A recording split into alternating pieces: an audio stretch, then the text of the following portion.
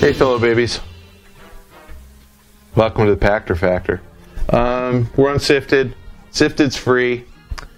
You get everything except me for free. Me and some other exclusive content. But that's a new thing. You don't have to pay $10. Join the site. Interact. You're only allowed to say nice things about the pack. But if you pay $50, you get exclusive content.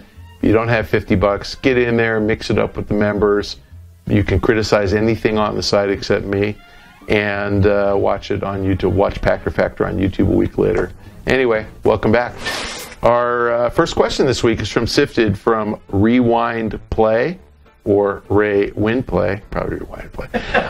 Do you think E3 needs to make dramatic changes in order to stay relevant and bring back some of the publishers it lost? Did the EU lose Britain, or did Britain leave the EU? I would say the latter. Did E3 lose EA, or did EA pull out of E3? I would say the latter. I don't think it's fair to say that E3 is irrelevant. Frankly, I think that a trade show is like a chain. It is only as strong as its weakest link. I think that the industry needs to be strong together. I think that there's a lot of people who would love to do bad things to video gamers and video games. I think that, pretty much every time there's been a mass shooting in the U.S. until the one in Orlando, I've heard, oh, the shooter played Call of Duty. Now, we didn't hear that from the guy in Orlando for some reason, and my guess is he didn't play games, but we didn't hear that. But every single time, and I think the reason is that many of these shooters have been, late teens, early 20s guys. Well, what do late teens, early 20s guys have in common, aside from, that they like girls generally? They play video games. So some very small subset, like 1/1000%, pick up weapons and kill people. And you need organizations like the ESA, Entertainment Software Association, who puts on E3 to make sure that Congress doesn't do something stupid like outlaw video games. And trust me, they've tried. So the ESA performs a huge service. E3 is just one of the things that they do. Their bigger purpose is to make sure that, the Congress treats, and Congress and state legislatures treat the games industry fairly. It's absolutely fine to have laws that say don't make people work without potty breaks for 48 hours in a row. That's fine. That's health and safety. But to say you can't sell a game that has violence in it to someone over 18, that's pretty stupid. And so I think the ESA is actually really important. Is E3 relevant? E3 is as relevant as the ESA members make it. And EA, Electronic Arts, didn't pull out of the ESA. They're still a member. They just chose to do a consumer show instead of an industry show. That's their prerogative. I mean, it costs money to be a member of ESA. It costs money to be at E3. EA, Electronic Arts, made a business decision that their money was better spent on a consumer show. That's their decision to make. They have shareholders. They answer to a board of directors. They have to make those decisions. I personally think that EA benefited from its consumer show and hurt the industry by pulling out of E3. I think that was a mistake. I think EA can have a consumer show anywhere in the world they want and any time of the year they want, except not in LA during E3, and that's what they chose to do. It's their prerogative. I'm a stock market analyst. I cover the stock. I think what they did probably was good for EA, but bad for the industry. And in the long run, if the industry fails, EA is going to fail. So my bias is that the publishers have to be there. They have to support. And if anything, I think what's kind of refreshing is you're seeing companies like Wargaming and Twitch with a bigger presence at E3, and Samsung with a bigger presence, and Oculus, Facebook with a bigger presence. So you're getting kind of companies that are not traditionally gaming publishers who are showing up and on the floor at E3. That's really healthy for the industry. Now, I've so far only criticized EA. Activision didn't really pull out. I mean, in fairness to poor Activision, for the last few years, they've been showing games that just haven't worked. And so I think Activision was licking its wounds. It decided, we're not going to show Skylanders again. We don't have a new Destiny. We'll show Call of Duty in the Sony booth, which is what they did. Call of Duty looks phenomenal, by the way. I think it's going to be great. But I think Activision will be back next year. I think next year you've got Destiny. Unfortunately for the ESA and for E3, Blizzard has BlizzCon. They do their own thing, and that's a consumer show. We'll see if EA thinks that, that they made a mistake in going consumer only. I think they can do consumer and trade show at the same time, and it'd be great if they would. I don't think E3 needs to make dramatic changes. I mean, I know the guys who organize it pretty well. I think what they're doing is reaching out and trying to get everybody who makes any kind of game, Supercell making Clash of Clans, Zynga. Zynga was kind of there, just not on the show floor. But get Zynga, King, Supercell, SGN, get all those guys to support the ESA. I think the ESA might have to modify its structure a bit to make it affordable for mobile game developers to join. But I think that the organization benefits everybody because they're a lobbying organization. They make sure that people have access to games. And, it's sad to think that the NRA with 5 million members is so powerful and they're selling, weapons that actually do kill people. And the ESA is not as powerful and they sell games that entertain people. I mean, they should be powerful. So I would love to see the ESA as organized as the NRA. I mean, the NRA has a purpose. It's an advocacy group and does a great job advocating. So more power to them. They do exactly what they're supposed to do. I'd love to see all the members of the gaming industry support the ESA, support E3 so they can do what they're supposed to do as well, which is allow gamers to have access to great quality content. And that is the mission, and they do it effectively, but they can't do it without the support of everybody, including EA and Activision. We got another question from the SIFTD site from Derek D111. Reggie, that's Reggie Fils-Aimé, recently said in a roundabout way that the NX will not compete on a technical level with the new Neo and Scorpio consoles. Could that spell doom for the NX? All right. I think that, I don't know what Reggie said, so I'm taking you at your word. It was on Bloomberg. Yeah, but I don't know what the roundabout way was. That's okay. I don't care. I think what Reggie's saying in a roundabout way is that the NX won't be 4K. I don't think I care. The NX won't support virtual reality. I don't think I care. The PS4 supports virtual reality, isn't 4K. The Xbox One doesn't do either. It's not 4K and it doesn't support VR. So as long as the NX is competitive with the PS4 and the Xbox One, and it's probably going to be good enough to attract third-party support. So I would say the truth is that the days of first-party only support are over.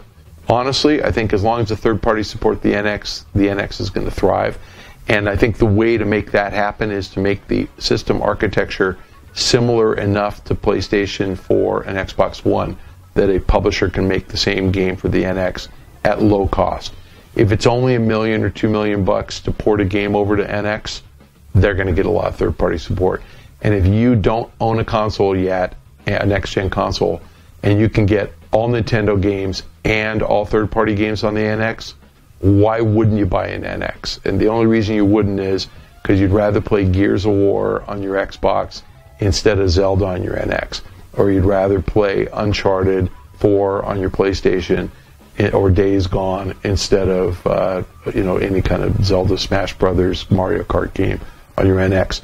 There are probably more Nintendo first-party fans than there are Sony first-party fans or Microsoft first-party fans.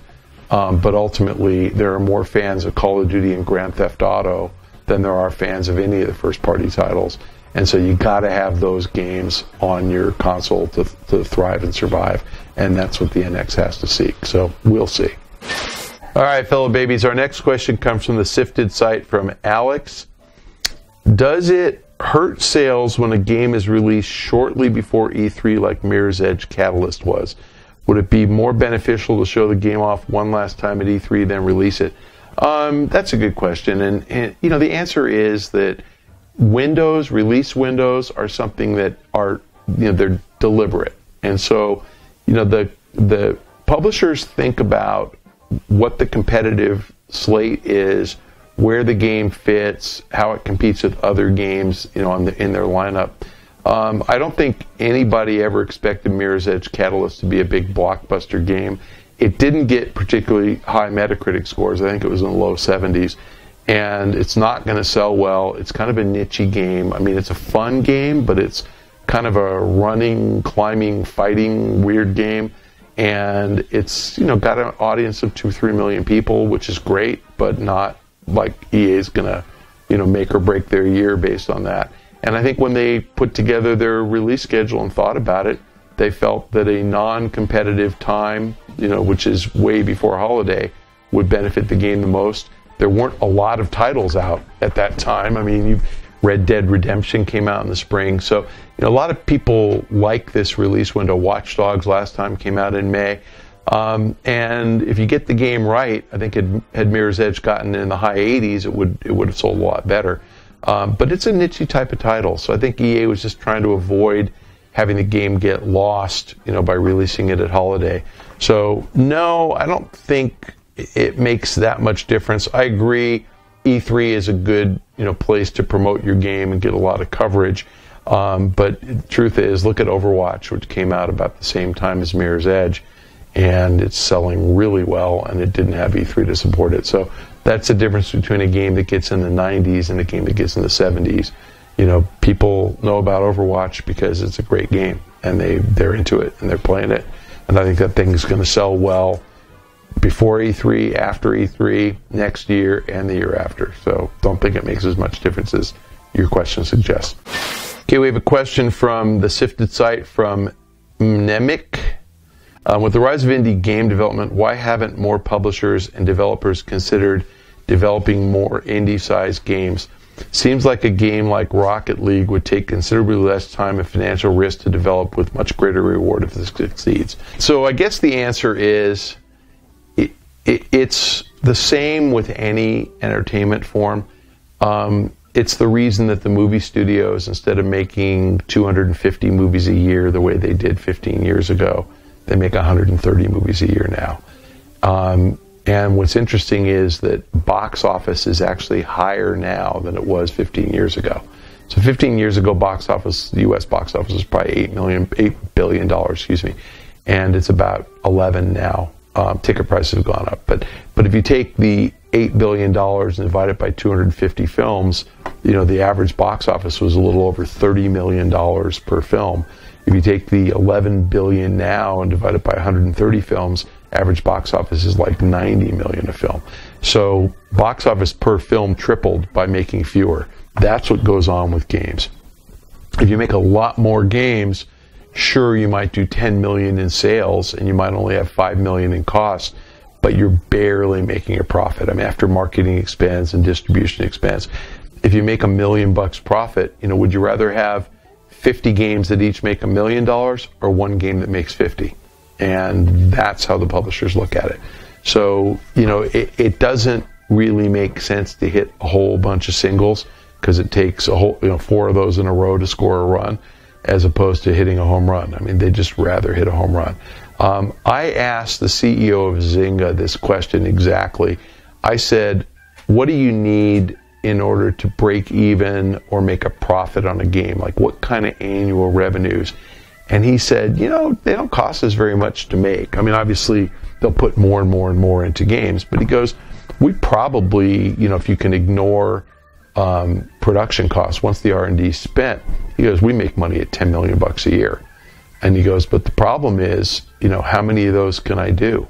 In order for me to grow revenue by $100 million, I'd need 10 of those. I'd much rather make 2 that make $50 million a year, or 1 that makes $100 million a year and get it right and build a franchise. And that's kind of the model. I mean, so you could say the same thing about TV shows. I guess if they ran primetime television instead of 8 p.m. to 11 p.m., they ran it 24 hours a day, they could have a lot of shows that made a little bit of money, but that there's just no market for that. So the answer is, it doesn't make sense to make just a little bit of money. It takes too much effort. And I remember back in 2002 and 3 that the EA made at the time, I think, 49 games. And they were talking about going from 49 games to 75 games, and they're going to grow their revenue by 50%. And they did that, and their revenue didn't go up. And all that happened was their costs went up, and they were spreading it over more games. They now make something like 20 games or 23 games or something. Everybody's figured out fewer and bigger makes more money than lots and lots that are spread out. THQ did the same thing, may they rest in peace. Midway did the same thing, may they rest in peace. It's kind of a formula for disaster if you make too many small games. Agreed, each one is less of a risk, but you end up distracting your talent and your management teams, and you don't put the best people on it. So again, you make a bunch of crappy little games rather than and it works for McDonald's. They make pennies per burger, but they sell billions of burgers. But would you rather run a restaurant where you make a couple of pennies, or would you rather run a steakhouse where you make $10 per meal? I mean, that's kind of the attitude. All right, fellow babies, thank you for joining us this week on Pachter Factor. On SIFTD.net if you're getting it real time, on YouTube if you're watching it a week late. Again, pricing has changed for SIFTD. It's free for everybody for everything except premium content, and it is $50 a year if you want access to exclusive content. We encourage you to join for free. Check out the site, check out the curation, check out the forums. You can even post positive comments about Pachter Factor as often as you wish. If you pay, you can post negative comments about Pachter Factor. Again, thanks for joining us. We'll see you next week.